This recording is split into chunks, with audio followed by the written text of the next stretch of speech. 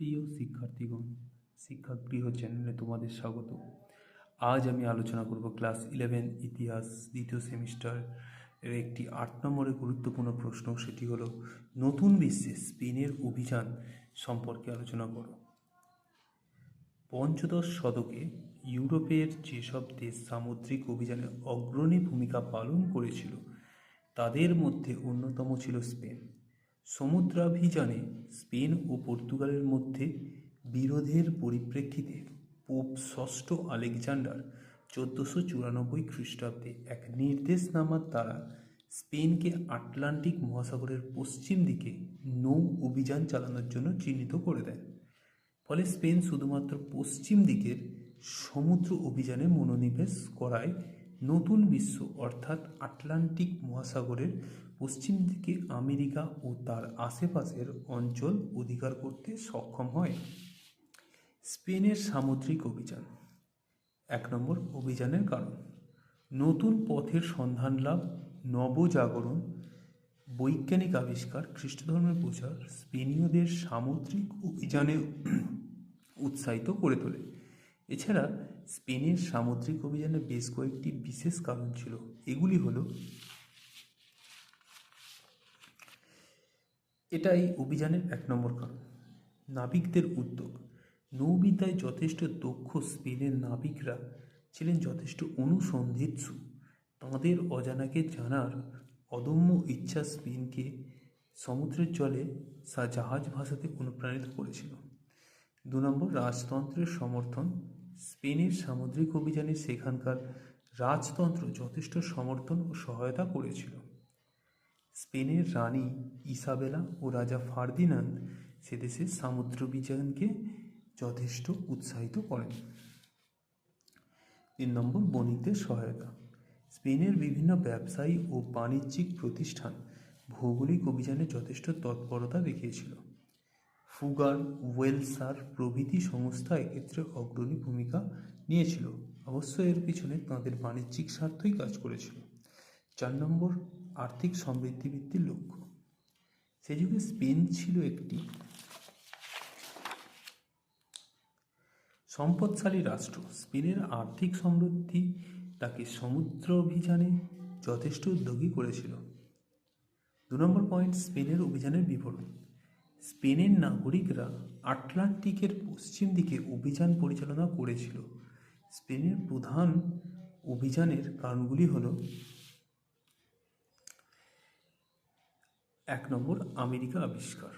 এর 1 নম্বর পয়েন্ট, স্পেনের রাজশক্তির পৃষ্ঠপোষকতায় ইতালীয় বণিক ক্রিস্টোফার কলম্বাস 1492 খ্রিস্টাব্দের 3 আগস্ট 87 জন নাবিক ও 3টি জাহাজ নিয়ে স্পেনের পালোস বন্দর থেকে যাত্রা শুরু করেন এবং একটি নতুন মহাদেশ আবিষ্কার করেন।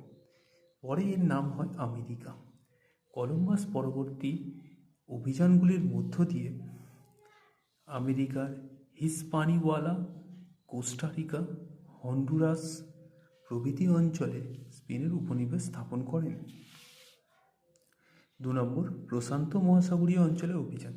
স্পেনের ভাস্কো ডি বালবোয়া 1513 খ্রিস্টাব্দে পানামার পশ্চিম দিকে একটি নতুন সমুদ্রের সন্ধান পান, যা বর্তমানে প্রশান্ত মহাসাগর নামে খ্যাত। 3 নম্বর, প্রাচীন সভ্যতাগুলিতে অভিযান। স্পেনের দুর্ধর্ষ নাবিক হার্মান্ডো কোর্টেস এটা একজন ব্যক্তি। মেক্সিকোর প্রাচীন অ্যাজটেক সভ্যতা ধ্বংস করে 1519 থেকে 21 সময়কালের মধ্যে আমেরিকার এই সমৃদ্ধ দেশটি দখল করেন। ফ্রান্সিসকো পিজারো 1532 খ্রিস্টাব্দে পেরু অভিযানের মাধ্যমে ঐতিহ্যপূর্ণ ইনকা সভ্যতার বহু মানুষকে নির্বিচারে হত্যা করে পেরু দখল করেন। ফলাফল: স্পেন আটলান্টিকের পশ্চিম দিকে ধারাবাহিক অভিযানের মাধ্যমে নতুন বিশ্বের বিস্তীর্ণ অংশে নিজেদের আধিপত্য প্রতিষ্ঠা করতে সমর্থ হয়। শুধুমাত্র পর্তুগালের অধীনস্থ ব্রাজিল এবং ইংরেজ, ফরাসি ও ডাচদের অধীনস্থ গিয়ানা ছাড়া মধ্য ও দক্ষিণ আমেরিকার প্রায় সমগ্র অংশ তাদের নিয়ন্ত্রণে আসে। তো বলে রাখি যে এই প্রশ্নটা একটা ভৌগোলিক আবিষ্কারের একটা ভাগ। বলা চলে যে ভৌগোলিক আবিষ্কার হয়েছে, যে নতুন নতুন দেশ মানে অভিযান হয়েছিল, সমুদ্র অভিযান হয়েছিল, তো সেইগুলোরই একটা ভাগ বলা চলে। তো নতুন বিশ্বে স্পেনের অভিযান, তো নতুন বিশ্ব কথাটা কেন এলো? এখানে দেখা যাচ্ছে যে যে প্রথম দিকে দেখা যায় পঞ্চদশ শতকে যে সমস্ত দেশগুলি যে সমুদ্র অভিযানে ভূমিকা পালন করে তাদের মধ্যে অন্যতম ছিল স্পেন। কিন্তু এই নতুন বিশ্ব গড়ে ওঠার পেছনে একটা গুরুত্বপূর্ণ ঘটনা ছিল, সেটা হলো সমুদ্র অভিযানের ক্ষেত্রে স্পেন ও পর্তুগালের মধ্যে একটা বিরোধ থাকতো।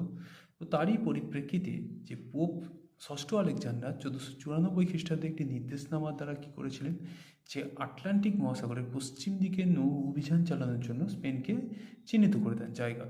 তো স্পেন শুধুমাত্র পশ্চিম দিকের অভিযান যে মনোনিবেশ করেছিল, যে নতুন বিশ্ব অর্থাৎ আটলান্টিক মহাসাগরের পশ্চিম দিকে আমেরিকা ও চারপাশে যে অঞ্চলগুলো সেইগুলোকে অধিকার করতে সক্ষম হয়েছিল।